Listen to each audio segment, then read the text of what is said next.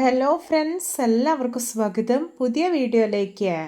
ഇന്ന് ഞാൻ വന്നിട്ടുള്ളത് കുറച്ച് ഫ്രൂട്ട്സ് ഒക്കെ ഉണ്ടെങ്കിൽ വളരെ എളുപ്പത്തിൽ ഉണ്ടാക്കിയെടുക്കാൻ പറ്റുന്ന രുചികരമായിട്ടുള്ള വെറൈറ്റി ആയിട്ടുള്ള ഒരു ഫ്രൂട്ട് കസ്റ്റാർഡ് റെസിപ്പി ആയിട്ടാണ്.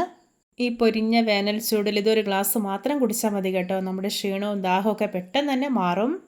എന്നും പറയുന്ന പോലെ വീഡിയോ കണ്ടിട്ട് ഇഷ്ടപ്പെടുവാണെങ്കിൽ ലൈക്ക് ചെയ്യുക, ഷെയർ ചെയ്യുക, കമൻറ്റ് ചെയ്യുക, ചാനൽ സബ്സ്ക്രൈബ് ചെയ്യാനും മറക്കരുത്. പിന്നെ ഫേസ്ബുക്കിലൂടെയാണ് വീഡിയോ കാണുന്നതെങ്കിൽ പേജ് ഫോളോ കൂടി ചെയ്യണേ. അപ്പോൾ നമുക്ക് നേരെ വീഡിയോയിലോട്ട് പോവാം. ഫ്രൂട്ട് കസ്റ്റാർഡ് ഉണ്ടാക്കാൻ വേണ്ടിയിട്ട് ഞാനിവിടെ മാങ്ങ, പേരയ്ക്ക, വത്തയ്ക്ക, മുന്തിരി, പൈനാപ്പിൾ ഈ പഴങ്ങളൊക്കെയാണ് എടുത്തിട്ടുള്ളത്.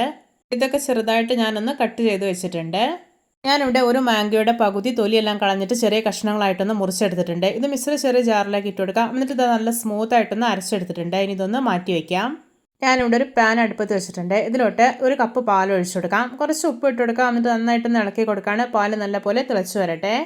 ഇപ്പോൾ ഇതാ പാല് തിളച്ച് വരാൻ തുടങ്ങിയിട്ടുണ്ട്. ഞാനിവിടെ ഒരു 7 table spoon home made custard പൗഡറാണ് എടുത്തിട്ടുള്ളത്. ഇനി ഇതിലോട്ട് കുറച്ച് പാൽ ഒഴിച്ചു കൊടുക്കാം. എന്നിട്ട് ഒട്ടും കട്ടകളൊന്നും ഇല്ലാതെ ഒന്ന് മിക്സ് ചെയ്തെടുക്കാം. ശേഷം ഇതൊന്ന് മാറ്റി വയ്ക്കാം. ഇനി തിളച്ചുകൊണ്ടിരിക്കുന്ന പാലിലോട്ട് നമ്മൾ നേരത്തെ അരച്ചു വെച്ചിരിക്കുന്ന മാംഗോ ഉണ്ടല്ലോ, അത് ഇട്ട് കൊടുക്കാം. ഒട്ടും കട്ടകളൊന്നും ഇല്ലാതെ നന്നായിട്ടൊന്ന് മിക്സാക്കി എടുക്കാം. ഇപ്പോൾ ഇതാ കണ്ടോ, പാലിൽ മാംഗോ ഒക്കെ നന്നായിട്ടൊന്ന് മിക്സ്ഡായി കിട്ടിയിട്ടുണ്ട്. ഇനി ഇതിലോട്ട് നേരത്തെ മിക്സ് ചെയ്ത് മാറ്റി വെച്ചിരിക്കുന്ന കസ്റ്റാർഡ് പൗഡർ ഉണ്ടല്ലോ, അത് ചേർത്ത് കൊടുക്കാം. എന്നിട്ട് ഒട്ടും കട്ടയൊന്നും പിടിക്കാതെ വീണ്ടും ഇളക്കി യോജിപ്പിച്ചെടുക്കാം. ഇനി ഇത് നല്ല പോലെ ഒന്ന് തിളച്ചിട്ട് കുറുകി വരട്ടെ. ഇനി ഇതിലോട്ട് മധുരത്തിന് ആവശ്യമായിട്ടുള്ള പഞ്ചസാര ചേർത്ത് കൊടുക്കാം. ഞാനിവിടെ ഒരു 7 ടേബിൾ സ്പൂൺ പഞ്ചസാരയാണ് ചേർക്കുന്നത്. ഇനി നല്ലൊരു ഫ്ലേവറിന് വേണ്ടിയിട്ട് ഒരു 1 ടീസ്പൂൺ വനില എസൻസ് കൂടെ ചേർക്കുന്നുണ്ട്. എന്നിട്ട് നല്ല പോലെ ഒന്ന് മിക്സാക്കി എടുക്കാം. ഇപ്പോൾ ഇത് കണ്ടോ, നല്ല പാകത്തിന് തന്നെ തിക്കായിട്ട് വന്നിട്ടുണ്ട്. ഇത്രയും മതി. ഇനി ഫ്ലെയിം ഓഫ് ആക്കാം. എന്നിട്ട് ഇത് ചൂടാറാൻ വേണ്ടിയിട്ടൊന്ന് മാറ്റി വെക്കാം. ഇപ്പോൾ ഇതിൻ്റെ ചൂടൊക്കെ അത്യാവശ്യം നന്നായി പോയിട്ടുണ്ട്. ഇനി ഇതൊരു ബൗളിലേക്ക് ഒഴിച്ചു കൊടുക്കാം. ഇപ്പോൾ ഇതിൻ്റെ ഒരു കൺസിസ്റ്റൻസി കണ്ടോ, അത്യാവശ്യം നല്ല തിക്നെസ്സോടെയാണ് ഇരിക്കുന്നത്. ഈ ഒരു പാകത്തിൽ വേണം ഇത് റെഡിയാക്കി എടുക്കാനായിട്ട്. ഓവറായിട്ട് ലൂസായി പോകരുത്.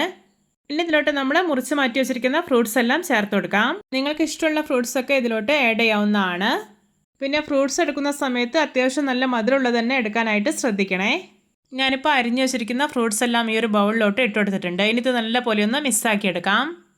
ഇത് നമ്മുടെ രുചികരമായിട്ടുള്ള ഫ്രൂട്ട് കസ്റ്റാർഡ് റെഡി. നോക്കി കാണുമ്പോൾ തന്നെ കൊതി വരുന്നില്ലേ?